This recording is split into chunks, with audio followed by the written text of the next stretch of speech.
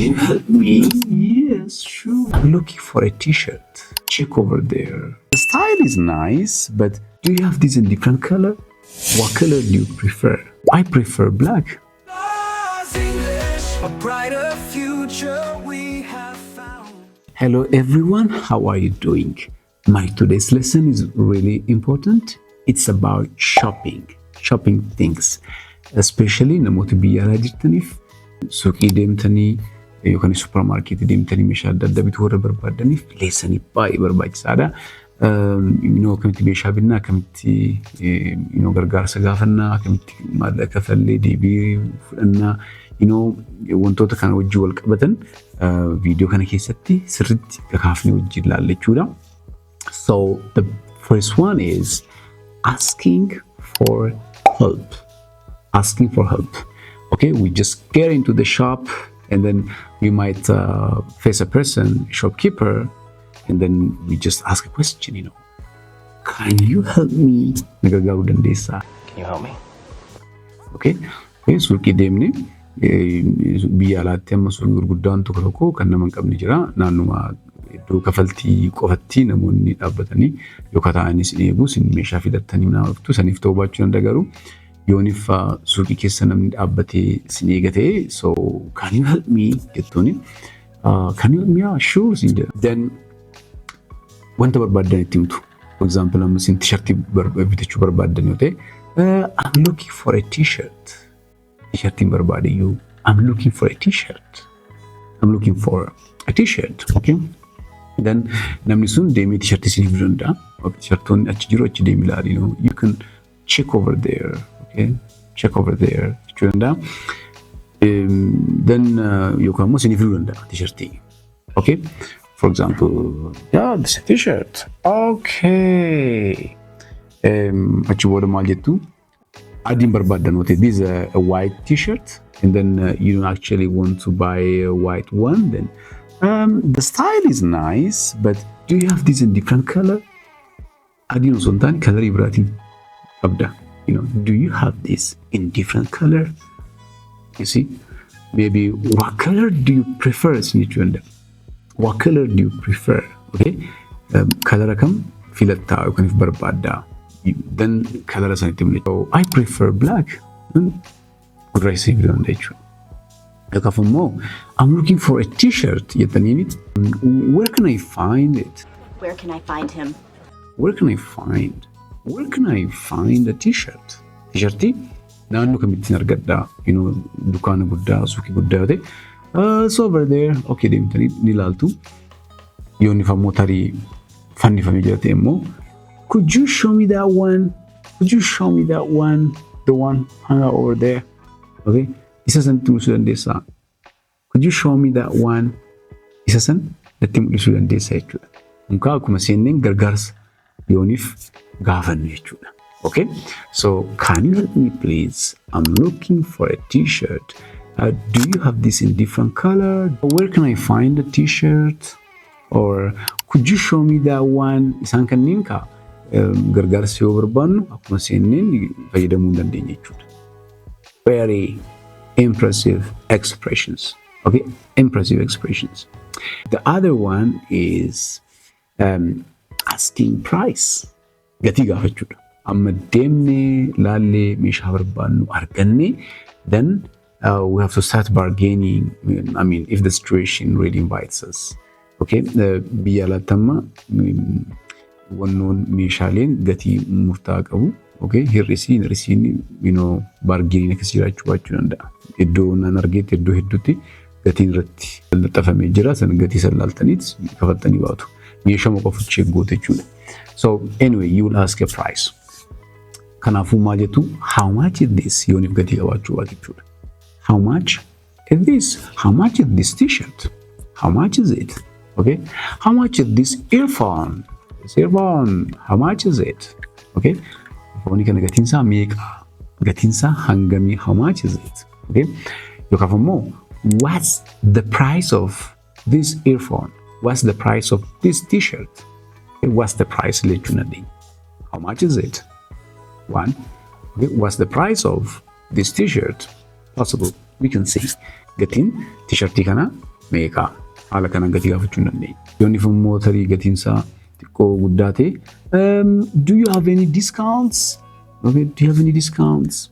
Al tokko tokko hedduminaan bittan gatiin hir'achuu danda'a yookaan immoo suuqii tokko tokko irratti immoo yeroo qabu fakkeenyaaf sanbata lamaan keessa gatiin kan hir'atu jira. Yeroo ayyaana hir'atu jira. So discount yeroo kam gatiin keessan hir'ata. Gaafii akkasii do you have any discounts? Okay, do you have any discounts? Okay. Yoonni immoo tarii akka Itoophiyaa kana gatiin kan namoonni himanii oliif gargaaran immoo yoo ta'e immoo could you reduce a bit? Could you reduce a bit? It's a bit expensive. So this is asking price. The second one. And third one is if we are buying clothes, yoonni huccuu binna ta'e huccuu sana immoo check gochuu qabna waan ta'eef uffachuu qabna waan ta'eef iddoo faa gaafachuu qabna. Iddoo kamittiin uffadhaa naateeraa dhibbateeraa bal'ateeraa immoo jechuudha huccuu yoo ta'e especially kophees ta'uu danda'a. Can I try this on? Say, can I try this on? Can I try this t-shirt on? Can I try? Kan yaaluun hin danda'ai. Okay, yaaluun hin danda'ai. Uffadhee ofirratti laaluun hin danda'ai. Can I try on this? Okay, okay. Can I put on a jacket? And can I try on is a better one. And bakki huccuutti jiraatan eessa jechuudhaaf. Huccuu kan yeroo ofirratti kan laaltan tarii surrees qofaas ta'uu danda'a waan ta'eef bakki huccuutti jiraatan eessa jechuudhaaf. Where is the changing room? Where is the changing room? Where is the changing room? Okay, iddoon huccuutti jiraatan eessa jechuudhaaf immoo kun. So namichi it's over there. It's over there. Okay, it's near here. Oh, it's here. Come here, please. Jechuu danda'a. Okay, amma seenne samboora naa ta'e naan taaniin bal'atanii bateechuudhaaf ofirratti ilaallee booda oh, it fits me well. It fits me well. Naa ta'eera jechuudhaaf. It fits me well. Okay, it fits me. It fits me well jechuun naa ta'eera sirrii kooti jechuudhaaf. Okay, and maybe yoonni immoo xiqqoo guddate immoo it's too big. Okay, if more about them, well, this is too small. Oh, it doesn't fit. It doesn't fit Nantan. It doesn't fit me. It's too small. Buy it, Kati. Oh, this is too small. Look, oh, I have to change this one. No, it doesn't fit. Not to my size. Okay, okay. So nothing tani chulaf, in Tikati. Okay, it's too small. It's too big. Jenni erga ofirratti ilaallee booda dubbachuu hin dandeenya jechuudha.